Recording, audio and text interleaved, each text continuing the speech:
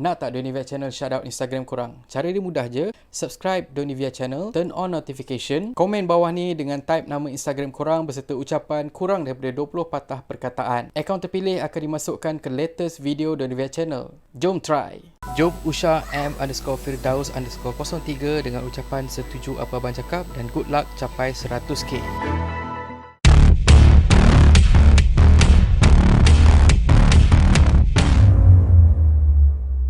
Hello guys, welcome back dan aku harapkan korang semua stay safe. Untuk hari ni kita tukar sikit kita punya pemandangan kita. Aku pun dah tepu dah duduk kat dapur je. Aku akan bercakap hari ni pasal betul ke artis tak berduit. Apa yang aku cakap ni hanyalah berdasarkan pada aku punya experience aku dan ia bukanlah meliputi keseluruhan ataupun ianya satu fakta, tapi berdasarkan aku punya deal bersama dengan selebriti-selebriti sepanjang aku bekerja dan juga aku buat freelance. Kita akan sentuh pasal 3 generasi of celebrity, yang mana yang pertama daripada golongan 80-an hingga ke 2000, dan selepas tu tahun 2000 hingga ke 2010, dan selepas tu 2010 hingga ke 2020. Walaupun nampak dia punya benchmark tu tak berapa jauh, tapi sebenarnya it makes a huge difference and I will tell you why. Untuk generasi pertama, generasi tahun 80-an hingga ke 2000, kebanyakan dia orang ni banyak bergantung kepada show, kepada acting dan juga kepada hosting dan juga untuk teater, dan segelintirnya masih lagi kekal dekat dalam industri sebagai satu industri player, yang kedua sebagai producer, yang ketiga sebagai tukang jaga persatuan dan sebagainya lah. Tapi sangat sikit generasi waktu ni yang bertahan sebagai selebriti, especially dekat dalam dunia lakonan. Dan buat masa ni yang masih lagi dapat bertahan lama kebanyakannya adalah daripada golongan penyanyi,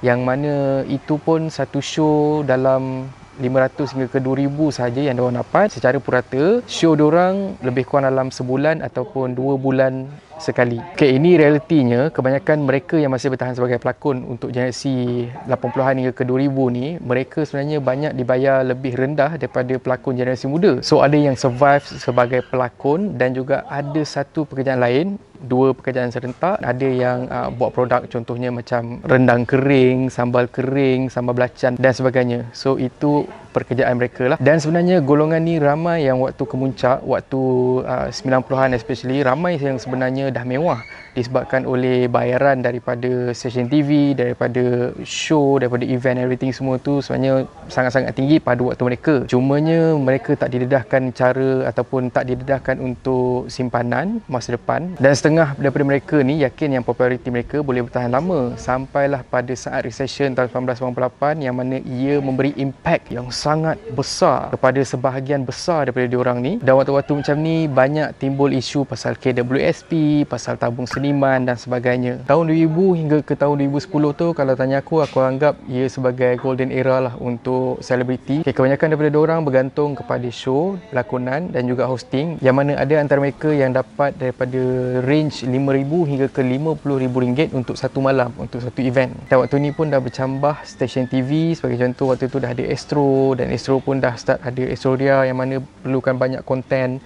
Jadinya banyak artis-artis yang dapat payment dan juga dapat job dari sini. Dan ada setengah daripada selebriti yang lahir daripada tahun 2000 hingga 2010 ni, diorang start collaborate dengan investor lain untuk buka production house, event management, yang mana rata-rata kalau macam korang tengok dekat Melody ke apa ke, akan banyak timbul isu bergaduh dengan rakan kongsi, bergaduh dengan investor, kena tipu and everything semua. Maksudnya vice versa lah, ada daripada selebriti kepada investor dan investor kepada selebriti. So kalau tengok golongan daripada tahun 2000 hingga ke 2010 ni, kebanyakan diorang nak move on. Diorang tak stay sebagai selebriti untuk jangka masa yang lama. Ada yang diserap masuk dekat dalam production house, masuk dekat stesen TV, ada yang dah start buat company sendiri, bertukar career dan sebagainya. So ini pada aku kemuncak selebriti-selebriti yang dapat sponsorship waktu kahwin, waktu diorang punya event and everything semua. Sebab apa? Sebab waktu ni memang banyak dapat highlight daripada majalah, daripada surat khabar, especially media masa lah senang cakap kan. Jadinya ia satu platform yang terbaik untuk company-company untuk promote diorang punya brand. Dan segelintir daripada selebriti-selebriti zaman ni yang banyak dapat jadi ambassador untuk macam-macam produk, dan range untuk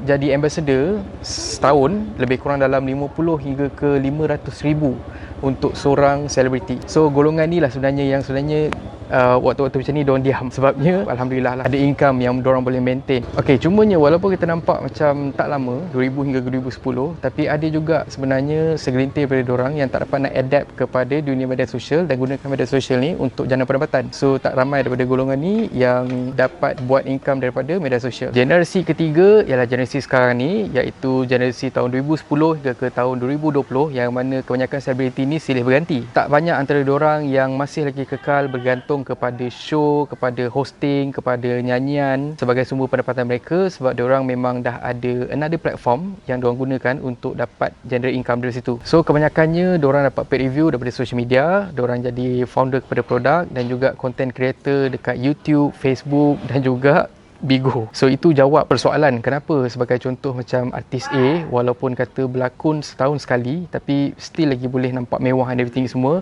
It's because of diorang gunakan medium yang lain untuk diorang generate income. Dan dekat sini aku share dengan korang range harga untuk beberapa platform based on aku punya experience di. Okay, yang pertama sekali untuk paid review dekat Instagram sebagai contoh. Untuk satu video, diorang boleh charge 800 hingga ke 3000 untuk satu posting video, dan untuk gambar diorang boleh charge antara 500 hingga ke 3000 ataupun 5000 ringgit. Untuk satu posting gambar diorang boleh charge antara 500 hingga ke 3000 ringgit. So bayangkanlah kalau macam kata dalam satu hari diorang boleh post dalam 2 ataupun 3 video ataupun gambar, berapa payment yang diorang boleh dapat. Itu baru sehari. Dan aku pernah nampak ada beberapa artis yang ada followers lebih daripada 3 juta.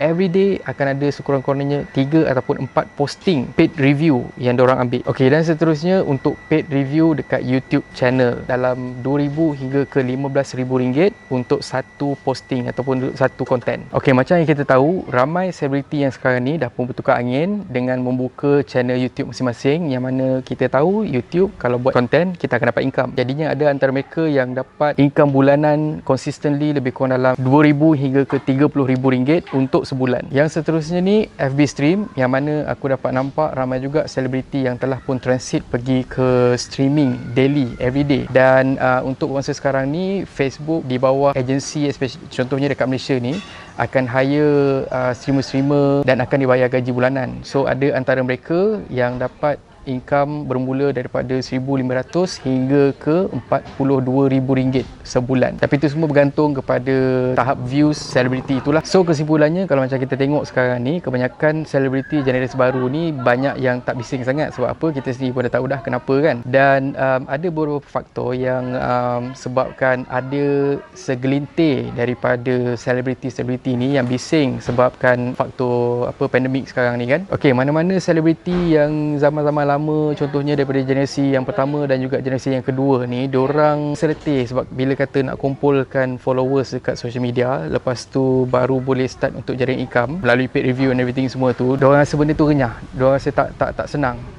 Ada antara mereka yang fikir macam kata, okey, hari ni aku buka media sosial, besok aku dah start boleh jana pendapatan. Mana boleh. So yang seterusnya degil, sebabnya mereka masih lagi berfikir cara yang diorang buat dulu tu masih lagi relevan untuk diorang generate income. Macam kita tahu sekarang ni banyak generasi-generasi selebriti yang baru yang muncul, dan kebanyakannya stesen TV akan gunakan yang generasi baru dan kurang bagi peluang kepada generasi yang lama. Tahap pemikiran tu bila tak berubah, macam inilah jadi dia. Dan ni based on pengalaman sendiri. Aku cuba untuk bagi pendedahan, awareness kepada bukan saja selebriti lah, kepada penggiat seni, rakan tabir yang mana-mana yang dah lama semua kan, untuk menceburkan diri dekat dalam bidang social media ni. Tak ramai yang nak berubah. Tu sebenarnya cabaran-cabaran yang aku hadapi bila cuba untuk berinteraksi dengan golongan-golongan yang macam ni. So ada banyak lagi faktor-faktor yang lain yang mana aku akan share untuk video-video yang lain. So make sure kalau korang tahu, korang kena make sure korang subscribe, okay? So thank you very much for watching and have a nice day. Stay home.